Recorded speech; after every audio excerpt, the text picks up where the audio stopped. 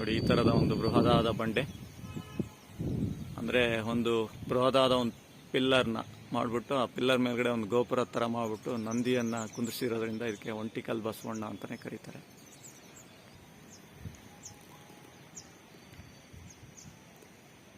ನೋಡಿ, ಇದೆಲ್ಲ ಒಂದೇ ಕಲ್ ಮೇಲ್ಗಡೆ ನೋಡಿ, ಈ ಬೃಹದಾದ ಒಂದು ಪಿಲ್ಲರ್ ಮೇಲ್ಗಡೆ ಆ ನಂದಿಯ ಒಂದು ಚಿತ್ರ ಇರೋದ್ರಿಂದ ಈ ಭಾಗದಲ್ಲಿ ಕ್ಯಾಶುವಲ್ ಆಗಿ ಕಲ್ಲಿನ ಕೋಟೆ ಒಳಗಡೆ ಇದಕ್ಕೆ ಒಂಟಿಕಲ್ ಬಸವಣ್ಣ ಅಂತಾನೆ ಕರೆಯಲಾಗುತ್ತೆ.